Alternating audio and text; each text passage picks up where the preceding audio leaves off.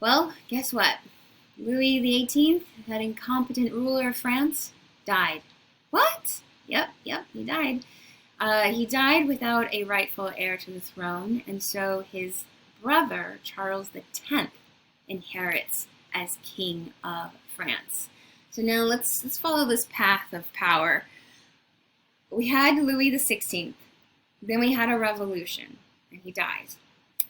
His son, that little boy, dies during the revolution, but he was technically Louis XVII. Then we get a republic, and then Napoleon, and then Napoleon's defeated, and Louis XVIII, the son or brother of Louis XVI, and then he dies, and the youngest of the brothers, Charles, takes over, and he is now coronated as Charles X. Remember, 10 is an X. We're going to follow this power dynamic because it is seen in our artworks.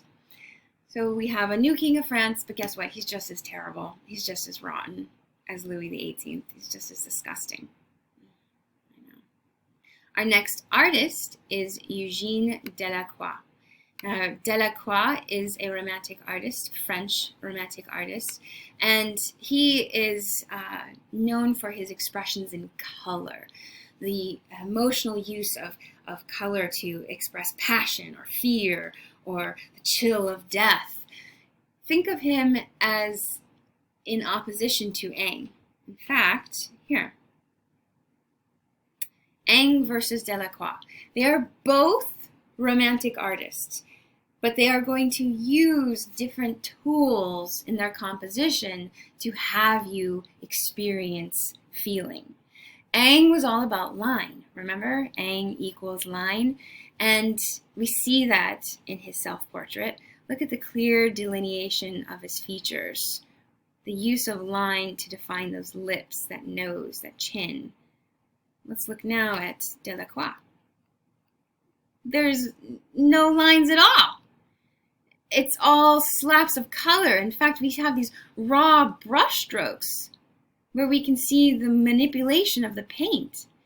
To define his lips, he uses just this, dash of a red-orange coral. Oof, a hot lip.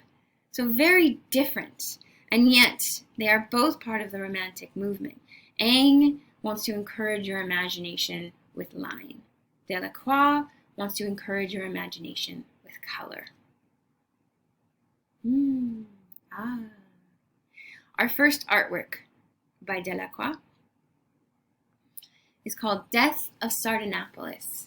Now this is based on a romantic poem called Sardanapalus that had been published in 1821.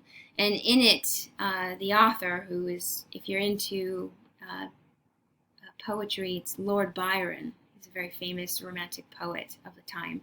He was, in this poem, Sardanapalus, he depicted the epic death of the ancient Near Eastern king, the Assyrian king, Ashurbanipal. The Greeks called Ashurbanipal Sardanapalus, but if you've taken the ancient art class or you've taken an ancient history class, then you would be familiar with the Assyrian Empire of the 7th century BCE, and the great Assyrian king Ashurbanipal. That's the same guy, Sardanapalus. So what happened in this epic death of the Assyrian king? Well, the Assyrian king Ashurbanipal, he had made a lot of enemies during his conquest and control over his territory. And while he was at home enjoying his treasures, which would be the gold and the loot and the women, we see his harem here, his female slaves. While he was lounging at home, he received news that his enemy had defeated his army and they were entering the palace. They were at the gates. There was no hope for him to survive this, and so instead of ordering to fight, he orders for the death and destruction of his treasures. He says that he'd rather have his enemies take his ashes than enjoy his treasures. So what we see is the moment when he has put forth this order and his eunuchs, his slaves, are destroying his treasures. The horses, the women.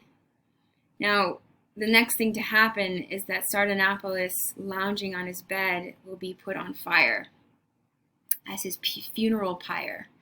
So here he is waiting for his bed to be set on fire as the chaos, the destruction of this moment. Now, he's Delacroix. He's depicted something sublime, right? Remember our vocabulary word? The spectacle of death and chaos and insanity, but there's also beauty and there's glitter, and it's this sumptuous interior. We see these fleshy bodies. Everything is erotic and exotic. It's romantic. It's Orientalism. The composition is so unstable. Look at the lines. If we were to draw these figures in their lines, the line work here is at a diagonal. Nothing is clear, nothing is reasonable, nothing is logic. But really, it's not about the line. Instead, it's about the color. Ingres would make that about the line. Delacroix uses color to almost foreshadow the carnage. There hasn't yet been any blood spilt, and yet we see red everywhere. Look at the red of these cushions. The red and the gold of the sumptuous interior echoes the golden skin and the blood that is about to burst out of these bodies. This woman here, she's laying herself onto the bed. No, master, let me die with you. She wants to die in his arms, in his fire and flame. It's horrific. It's sublime. Yes, yes, yes. Here to give you a sense of how big it is. It's gigantic, right? So we see the sublime. We see the spectacle of death. The next artwork by Delacroix. Delacroix's Liberty Leading the People. So the next artwork, the title is Liberty Leading the People. And this is another current event. What? Yeah. It's painted in 1830 after there was an uprising against Charles X and the monarchy. Now, I say that this was an event, but there really wasn't a woman standing here, rising up topless, leading the charge. We'll talk about her in a minute. But the moment that is being depicted here is when the people of France rose up against the King of France. And here I'm circling this because we can see the clear definition of the city of Paris. There are the bell towers of Notre Dame. The woman who rises up over this barricade of rubble and bodies is not a real person. She was not really leading the charge with this flag of revolution.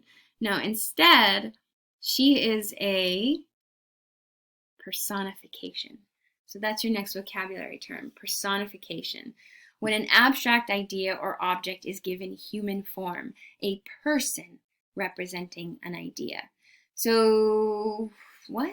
Who is she? She's liberty.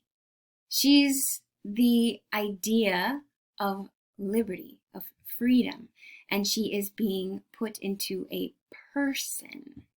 Personification. You get it? A quick way for an artist to let you know that she's not a real person is to show her naked or topless. So we would have immediately understood, oh, she's not real because she's naked. And here she is leading the charge as liberty. She is helping us find and liberate ourselves from the monarchy. Another revolution, Miss Cortez? Yes. The Revolution of 1830 is referred to as the July Revolution because it happened in the month of July. And during this revolt, the people, sick and tired of Charles X and all of his backward ways of trying to have an absolute monarchy, they chose to instill his cousin, Louis Philippe. Louis Philippe was a cousin of Louis and Charles. of the Louis and Charles X. He was less conservative than Charles. He was pro-industry. He was pro-military campaigns into North Africa. And so the people saw him as being a relative of the monarchy, and so they can still keep him, but he seemed to be more progressive and falling in line with the kind of military strength of Napoleon. So they're like, oh, we still get king, but a little bit of Napoleon's military campaigns. Best of both worlds. Yay for Louis Philippe. The July Revolution is the revolution. The July Revolution is the revolution of Les Miserables. So if you watched the movie, if you saw the play, if you read the book by Victor Hugo, then that is the revolution that they are speaking of in Les Miserables. It's to put Louis Philippe in charge. Here we go. Oh, it's beautiful. Going back to Delacroix. Delacroix is depicting the July Revolution, and we see the sensational uprising of France. We see a man here with a top hat and musket. That is an expensive weapon, so he is a middle-class man. If we were alive at this time, just by the way he's dressed, he's a middle-class businessman. And then the man behind him carrying a sword, it's a cheaper weapon, and he's dressed in workman's overalls or coveralls. And so he's a workman. So what we see is the uniting of the lower class and the middle class. We see them rise together for liberty, for freedom. This young boy over here shows the youth of France. Look at these guys, two pistols blazing in the air as he shouts. Remember, in art, anytime you see a mouth open, there's a sound coming out. So we see all of France united and being led with liberty at the forefront. Now, where are they going? Well, they're marching through Paris, as I said. We see in the background the tell sign is the bell towers of Notre Dame. But it's not that there was always these, bodies rotting in the street. Instead, what Delacroix is showing is the method of the revolution. It was fought in the streets, where they would rip out the cobblestones to create these barricades. The figures in the foreground, these dead, rotting corpses, are there to emphasize the fragility of this revolution, of the young men and their bravery. This guy's pantless, not because they were running around without their pants on, but because this is the practicality of this revolution. Dead guys don't need pants, and others will need their pants. So we see them being stripped, not because it is a desecration of the dead, but for the betterment of the greater good. The flag she holds is the flag of the Republic. It was established in the first French Revolution. It's called the tricolor flag, and the three colors symbolize liberty, equality, and fraternity. So she carries the flag of the Revolution that had been removed during the time of Napoleon and the time of Louis the 18th and Charles X. And so here she brings it out. It is the flag of the Republic. This photograph here is showing you the actual barricades of the July Revolution, where they tore up the cobblestones. They dumped anything that could be moved and dumped into the streets to add to the barricade, they would. So furniture is just piled up here to protect them from the royal guards as they fought in the streets of Paris. This tricolor flag, she holds it, waves it over her head, but remember, Delacroix is all about color. So do you see the flag elsewhere in the painting? Look at this. We got blue, white, red, blue, white, red, blue, white, red, blue, white, red, blue, blue, white, red.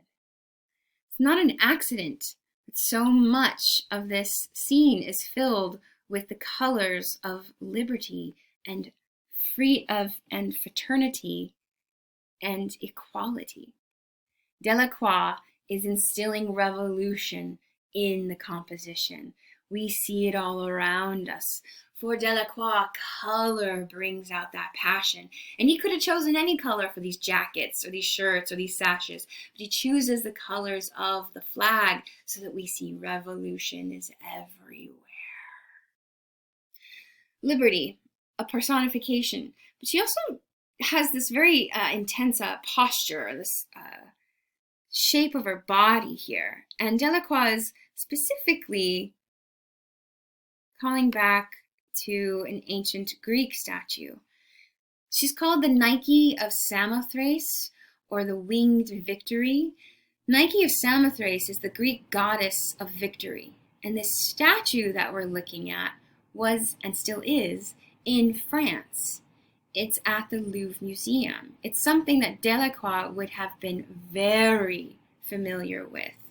The statue, carved of marble, is from the ancient Greek island called Samothrace, and she originally stood on this carved Greek warship, and she was symbolizing the victory of the Greeks in their marine battles, their naval battles, the battles at sea. So the goddess Victory, she was this winged figure, and she stretches out her wings as she lands on the boat in this beautiful dramatic twist, the wind whipping to expose or press the fabric against her body. It's intentional for Delacroix to do the same thrust of the hips and the leg forward and the push of the fabric against her body and this stretching up and over. While Delacroix's personification is liberty, she is also victory. She is also victorious. So Delacroix is being very clever here, where he's giving us a personification of liberty during the revolution, but also that we will be victorious in this revolution because she looks like the Nike of Samothrace. Nike is the Greek word for the goddess. Nike means victory. Yeah. Your shoes, Nike shoes, they were named after her because when you put on your shoes, you want to be victorious, right? So anyways, Nike is victorious, liberty, and we, the people of France, will be victorious in our revolution. This painting was attacked. What? Yes, in 2013, it was part of a tour of artworks from the Louvre that were touring around France. And a woman came into the satellite museum. I call satellite because it means like small or mini museum. And she wrote with black marker on the canvas. She wrote AE911, which stands for Architects and Engineers for 9/11 Truth. She's part of a group that believes that the attacks of 9/11 were an inside job. So she's a conspiracy theorist, and she made this declaration on Delacroix's painting. Now, she was detained, and they were able to remove the black Sharpie without any damage to the painting. I don't know how, but if you're interested in art restoration and you like chemistry, you should look into a career in art restoration because we need people to fix when crazy people deface paintings and other things. I'm going to leave you here for France, and we're going to now move outside of France into Spain. I also, below, am going to include a link to this awesome music video. It's by the Carters. In 2018, Jay-Z and Beyonce put together an album, The Carters, and in it, there's the song called Ape Shit, and in it they are in the Louvre Museum. It's insane. It's beautiful. A lot of the artworks that we've talked about in this class are in this music video, and there's so much symbolism about identity and beauty and power and strength that they're playing on. And there's so much more I could say about it. I won't. If you want to know more, I will send you some links. Maybe I'll include them in the Canvas page too. Okay, enjoy this beautiful music video. It's so powerful.